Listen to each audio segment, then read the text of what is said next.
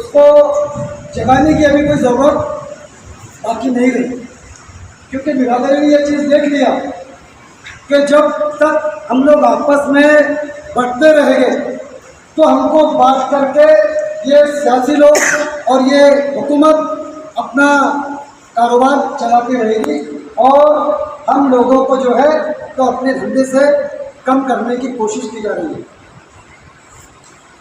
जैसा कि आप सभी को मालूम है कि पहले गौ हत्या बंदी लाई गई, उसके बाद में वंश का मामला आया। ठीक है, वहाँ तक ठीक था और हम गवर्नमेंट के फैसले का इस्तेमाल भी करते हैं। गौ को अगर हमारे हिंदू भाई माता मानते हैं तो हम उसका इस्तेमाल करते हैं। उनकी अगर आस्था जुड़ी हुई है तो उसकी कदर करना मेरी और आपकी जिम्मेदारी है। लेकिन हद उस वक्त हो जाती है जब ये हुकूमत मकोका तक बात को पहुँचा देती है। और मकोका क्या चीज़ है, हमारे बड़े बिरादरी के जिम्मेदार एडवोकेट मजीद साहब हमारे साथ मौजूद है। मकोका ताल्लुक से वो पूरी तफसील आपको बताइए। बहरहाल मकोका जैसा एक काला कानून लाने का और रोकने की कोशिश और हुकूमत भी और पुलिस के जरिए से हमारे लोगों पर कार्रवाई की जाती है, तो ये हम लोगों ने कब तक बर्दाश्त करें? इसकी भी कोई हद होना चाहिए, क्योंकि अगर ये तमाम चीज़ों के साथ में अगर हम लोग किसान से जानवर खरीदते, हम पैसा दे देते, उसके बाद में हमारे लोगों को मारा जाता, पीटा जाता और लिंचिंग होती और उसके साथ साथ जानवरों को गौशाला में बंद कर दिया जाता, तो ये कब तक चलेगा? इसके एक लिमिटेशन होना चाहिए। उसके लिए जब तक जो है हम सब मुत्तहिद होकर के एक फैसला नहीं करेंगे तब तक ये गवर्नमेंट भी जो है तो जाने वाली नहीं है। अल्लाह का एहसान है कि कुरैश बिरादरी ने एक बड़ा फैसला लिया। ये मेरा और आपका फैसला नहीं है,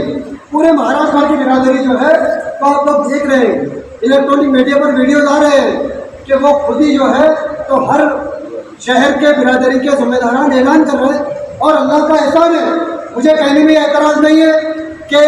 हर जगह बिरादरी में कुछ ना कुछ मतभेद होते हैं, लेकिन ये बड़ी बात है कि इस मुद्दे पर कुरैश बिरादरी एक जगह पर आई हुई है। तो मेरे और आपकी ताकत का, क्योंकि किसी शायर ने बड़ी अच्छी बात कही है कि अपने आबा की तुम तारीफ बुलाते क्यों, अपने आबा की तुम तारीफ बुलाते क्यों हो, करने इमदाद गैरों को तुम बुलाते क्यों हो, और मुत्तहिद हो तो तुम बदल डालो ज़माने का निज़ाम, मुंतशिर हो तो मरो शोर बचाते क्यों। जो आपको ये अल्लाह का एहसान है, ये मौका है बिरादरी में इख्तियार बताने का, वरना ऐसा ना हो कि मजीद साहब आए, दाऊद साहब आए, फला साहब आए, आप लोगों ने यहाँ पर 20 तारीख से बंद का ऐलान किया और बाद में कोई लेकर के भाई वो क्या क्यों काटे भाई,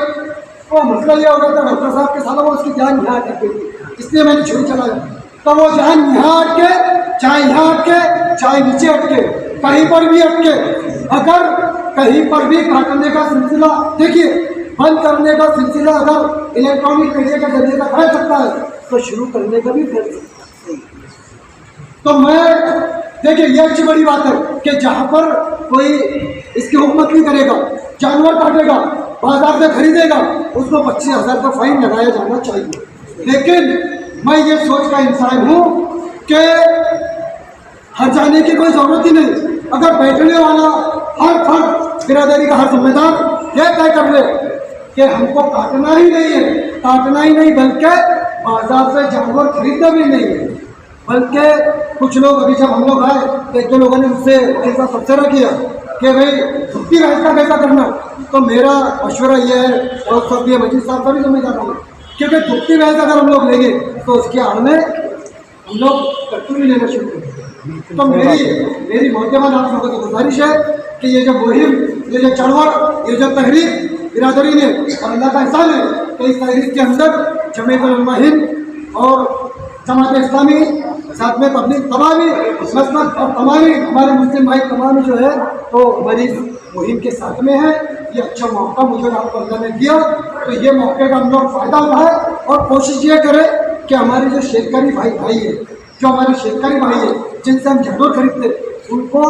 रोडों पर कैसे लाया जा सकता है, यानी उनको परेशान करके नहीं, उनको हमारे साथ मिला करके, क्योंकि हुकूमत मेरी और आपकी बात पे सुनेगी, पहले वो शेतकरियों को सुनेगी, क्योंकि उनका वोट बैंक शेतकरियों के इर्द गिर्द घूमता है। तो शेतकरी भाइयों को रोड पर आना जरूरी है। जब वो आकर के ये बात कहेंगे कि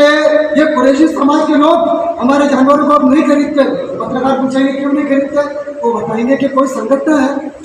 कुछ ऐसे लोग हैं जो इन कुरैशियों को परेशान करते हैं, इनके जानवरों को लूट लेते हैं। तो उनका बंदोबस्त जब तक गवर्नमेंट नहीं करती, और ये चढ़ाव के माध्यम से हमारी गवर्नमेंट से यही दो चार रिक्वेस्ट है,